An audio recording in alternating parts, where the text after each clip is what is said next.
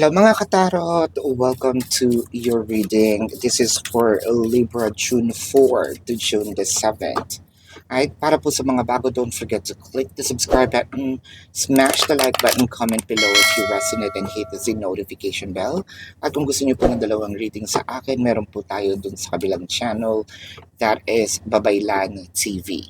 No, yan po ang ating unang channel catered for our international audience. Nagre-release po tayo ng mga bagong videos. It's a bit of complicated, and complicated din po yung ibang topic.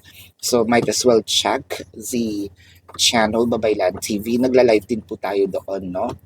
So kung gusto niyo sumali, you're very much welcome. But if in case na hindi niyo po maabutan yung live o hindi kayo makatsyempo, dito po sa YouTube video na ito, sa comment section, pwede po kayong magtanong. No? As long as the question is answerable by yes or no, sasagutin po natin yan. No?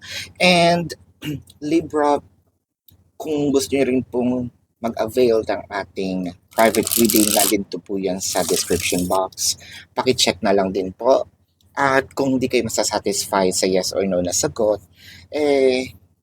meron din po tayong form. No? Take advantage of all the options on how you can ask a question. Meron po tayong promotion sa description box ng 4+1. Ayan. So Libra, I want you to know that this is a general reading. You may resonate with the entire reading. You may resonate with some bits and pieces of the reading. So take what's only yours. So Libra, simulan na natin. Ang nakikita ko dito, bakit parang ang dami-dami nating kinikimkim sa loob, no? Ang dami-daming gusto nating sabihin pero hindi natin masabi, no? Or pinipilit natin huwag sabihin para hindi na palalain ang sitwasyon, no? Kasi parang feeling natin kapag binuksan natin ang mga labi natin, no? Unang-una, hindi rin naman siya nagme-make sense para doon sa kabilang person or sa person natin. Kasi sarado yung utak, no? The more na magke-create ito ng gulo, no? The more na magke-create ng hindi yung pagkakaunawaan ba, no? Feeling mo, what's the sense ng sasabihin ko yung isang bagay na hindi rin naman ako papakinggan, no? Sayang ang laway, sayang ang energy, no? Pero deep inside, parang nagtitimpi na tayo, no? Parang konting-konti na lang pasabog na tayo. With the 6 of Wands, the King of Wands, and the 9 of Cups. So parang pakiwari ko dito, any moment, parang bigla ka mag-real talk, no? Kaya parang feeling natin magiging rapper si Libra dahil pag ito sumabog, yung dire-diretso siya, no? Kasi ang tagal ng mga kinikinting na sama ng loob, gustong sabihin, yung mga pang-aapi, pang-alipusta. Now, this may be related into romance, pwede din itong sa family, pwede din itong sa friendship, whatever aspects of your life, but it felt like to you, kailangan mo na ring magsalita. Mahanap ka lang din ng isang, kumbaga, isang matinding banat, one time, big time, pero magsasalita ka. With the Strength card and the Knight of Wands, yung iba naman sa inyo, mas pinipili na lang na, I would rather move on with my life, ayan, than to create something na sayang ang energy talaga. What I am seeing in here is, yung sobrang pagpipigil sa sarili. Ang hindi naman kasi maganda sa sobrang nagpipigil, kasi pag pumutok din ito, nandun nga yung tinatawag natin na yung nagblanko yung utak, no, nagdilim ang paningin, sana wag naman, with the King of Pentacles, the Five of Cups, and the Four of Swords. Sobrang pagod na ito si Libra, na gustong-gusto niya nang parang sabihin na ayoko na. Sa sobrang inis din niya, no, dumadating dito sa part na sinisisi ko na yung sarili ko. No? Bakit kasi hinayaan ko yung mga bagay na ganito? Bakit kasi binigyan ko siya ng chance, no?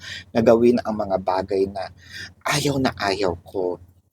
Siguro sa sobrang pagmamahal, kaya natin naibigay yung mga, kumbaga na-stretch natin, no? Itong ating pagpapasensya, no?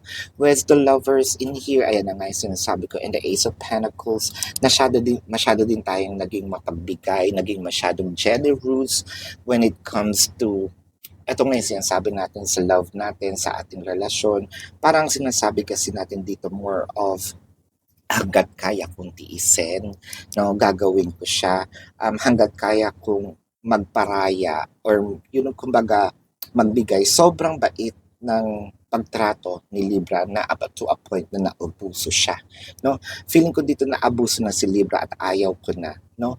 Parang any moment bibingo sa akin itong taong ito. Ayan. So tingnan natin dito ang taong involved. It might be the person, no, ni taong mahal mo, or it might be a part of your family or your friend, like what I mentioned. So I'm seeing here Taurus, Gemini, Pisces, no, Virgo, Leo. Leo is very dominant. Aries also. Cancer, Aries, uh, and Sagittarius. So this is your reading for now, Libra. Again, para po sa mga bago, don't forget to click the subscribe button, smash the like button, comment below kung kayo nakaka-resonate, hit the notification bell, at kung gusto nyo pong sumali sa live session sa kabilang channel po yun. Pakisubscribe na rin yung Babaylan TV. May mga everyday reading din po tayo doon.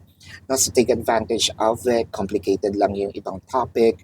And then, kung gusto nyo magtanong sa comment section po, no? As long as the question is answerable by yes or no. And kung hindi kayo masasatisfy, meron po doong link, no, doon sa aking website. Click the link, you will be routed to my page, type in your questions, and then click submit. If you want to also avail the private reading, nandun din po yan sa description box. So, love and light to you. Namaste. See you po sa susunod na reading. Goodbye, Libra.